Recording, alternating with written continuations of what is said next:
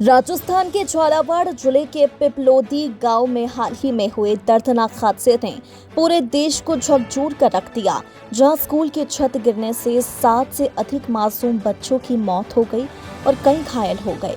यह घटना किसी एक राज्य की नहीं बल्कि पूरे देश के सरकारी स्कूलों की जमीनी हकीकत को उजागर करती है। यदि हम मध्य प्रदेश के धार जिले की बात करें तो यहाँ भी कई ऐसे शासकीय स्कूल हैं जो दुर्घटना की आशंका से भरे हुए हैं। इन स्कूलों में बच्चों का भविष्य नहीं बल्कि उनकी जान खतरे में है। धार जिले के ग्राम बड़लीपुरा का शासकीय प्राथमिक विद्यालय इसका एक जीता जागता उदाहरण है।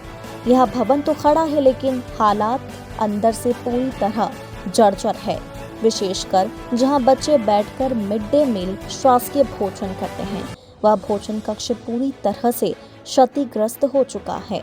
टपकती छत, दरारों से भरी दीवारें और गंदगी के बीच बच्चे हर दिन जोखिम उठाकर भोजन करते हैं। हालांकि विद्यालय में शिक्षकों की संख्या पर्याप्त है, लेकिन सबसे बड़ी समस्या भवन की है।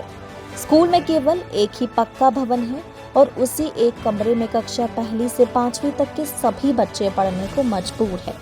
इससे न सिर्फ बच्चों को पढ़ाई में परेशानी होती है बल्कि शिक्षकों को भी अलग अलग कक्षाओं को एक साथ पढ़ाना भारी पड़ता है। एक ही कमरे में एक साथ 5 क्लासें चलाना किसी चुनौती से कम नहीं है। पढ़ाई का स्तर गिरता जा रहा है और शिक्षा की गुणवत्ता पर भी सीधा असर पड़ रहा है। बारिश के मौसम में हालात और भी बदतर हो जाते हैं। खिड़कियों से रिसक कर पानी कक्षाओं में भर जाता है। बच्चे पाटी बिछाकर कीचड़ में बैठते हैं और उसी हाल में पढ़ाई जारी रहती है। बिजली का मीटर तो है लेकिन तार काटे जा चुके हैं। कभी बिजली आई थी लेकिन उसके बाद से स्कूल अंधेरे में ही चल रहा है। गर्मी और उमस में बिना पंखे के बच्चे पढ़ने को मजबूर हैं। बच्चों को मिलने वाला मिड डे मील भी संतोषजनक नहीं है। भोजन में पानी ज्यादा और पौष्टिकता कम नजर आती है। कई बार खाना इतना हल्का होता है कि बच्चे भूखे ही रह जाते हैं या सिर्फ पानी पीकर घर चले जाते हैं। ये सब व्यवस्थाएं बच्चों की पढ़ाई से ज्यादा उनकी सेहत पर प्रश्न चिन्ह खड़े कर रही है। भवन आंशिक रूप से ठीक है लेकिन बारिश में अंदर पानी भर जाता है और शिक्षक व छात्र दोनों असहज हो जाते हैं।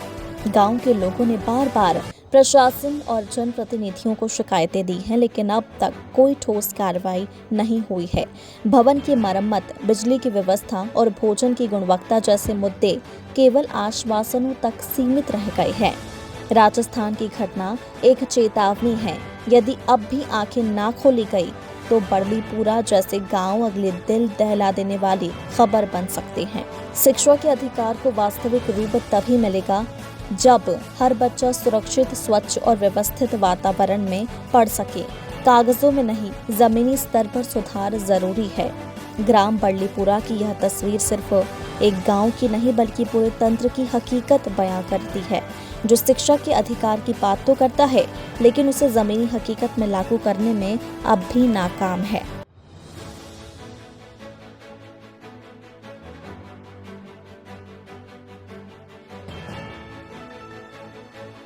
क्या नाम है सर आपका? लाल सिंह कटारे। अच्छा, पहले से 5 तक एक ही बिल्डिंग में बच्चे पढ़ रहे हैं जी। बच्चों को दिक्कत होती है पढ़ाने में? होती सर दिक्कत तो। अच्छा, स्कूल भवन भी जर्जर हो रहा है? जी हाँ, स्कूल भवन भी जर्जर हो रहा है। क्या क्या समस्या आती है पढ़ाने में बच्चों को? सर 4 से 5 को पढ़ाएंगे तो एक कक्षा को बैठना पड़ेगा, चुप रहेंगे बच्चे या फिर डिस्टर्ब होंगे। वो चौथी 5वीं को पढ़ाएंगे तो 1 से 3 तक के बच्चे सुनेंगे, वो उनका काम बंद कर देंगे। उनका ध्यान 4 से 5 में रहेगा। कक्षा की मांग करी थी, हमने लिख के भी दिया था, प्रस्ताव भी भेजा था। पंचायत में बोलते हैं हम। अच्छा, जी। क्या बोले वो? पंचायत वाले बोले कि हम प्रस्ताव ठहराव बना के बीओ कार्यालय भेज दें। टॉयलेट वगैरह की व्यवस्था नहीं है, भोजन वगैरह पे सही से? हाँ सर, टॉयलेट तो टूट फूट गए, बनाए जरूर थे नहीं। कितने बच्चे पढ़ते हैं यहाँ पे पहले से? 43 जी। अच्छा, स्कूल भी पूरा जर्जर हो गया, पानी टपकता है? जी टपक पानी आता है जी हाँ। क्या समस्या होती है? जो बच्चे आपके सामने तिरपाल एक तरफ करके बिठा रखे हमने। भोजन वगैरह भी कोई सही साल खिला नहीं रहा बच्चों को? भोजन तो सही सुधार करवा देंगे सर। आज हो सकता कुछ कारण से खराब बना हो। आपका नाम? जी, आपका नाम? लाल सिंह कटारे, सहायक अध्यापक, प्राथमिक विद्यालय बड़लीपुरा। पहली से 5वीं तक के बच्चे पढ़ रहे हैं, क्या समस्या होती है पढ़ाने में? जी दिक्कत तो आती है सर, क्योंकि भवन तो एक ही है। अब अगर पहली दूसरे को पढ़ाएंगे तो तीसरी चौथी वाला डिस्टर्ब होगा। अच्छा, इसकी मांग करी थी आपने कभी? जी पंचायत से भी करी है, मंत्री को भी बोल दिया, जो पंचायत सचिव रहता है उसको भी बोल दिया है, तो उन्होंने बोला है कि ठहराव प्रस्ताव बना के हम इसकी आगे कार्रवाई करवाएंगे। अच्छा, टॉयलेट वगैरह की भी कोई? हाँ टॉयलेट तो क्या है कि बनी हुई थी अच्छी, लेकिन उसको कुछ गाँव वाले शरारती तत्वों ने तोड़ दी उसको। अच्छा, जहाँ पे भोजन बनता है वो बिल्डिंग भी पूरी जर्जर हो रही है, वहीं पे बच्चे बैठ के खाना खाते हैं जी। तो वो भी पूरी जर्जर हो रही है, टूटने का अंदेशा बना रहता है। ये भी बनना चाहिए। हाँ बनना तो चाहिए सर, लेकिन वो थोड़ी अच्छी मजबूत है, ऐसा नहीं है कि पतरे लगे हुए। प्लास्टर वगैरह निकल ही गया। हाँ बाकी इसके अलावा कुछ कोई सी बिल्डिंग नहीं ना हमारे पास। जैसे आप और अधिकारी का कहना है कि किचन में बनाए खाना, तो घर से बनना नहीं चाहिए। सब जिस गाँव में पढ़ा रहा हूँ वहाँ पे पानी पानी आ रहा है पूरा। हाँ खिड़की में से पानी आता है। पूरे प्लास्टिक पे बैठे बच्चे। हाँ पानी तो खिड़की में से, बाकी इसके अलावा कोई कक्षी नहीं है। अच्छा, और क्या क्या समस्या होती है आपको यहाँ पढ़ाने में? हाँ पानी में इसकी जैसे की समस्या है, लाइट कनेक्शन तो था लेकिन वो तार फाल्ट हो गए तो कोई सुधार नहीं आ रहा। कितने समय से बंद है बिजली? 2 महीने हो गए। 2 महीना।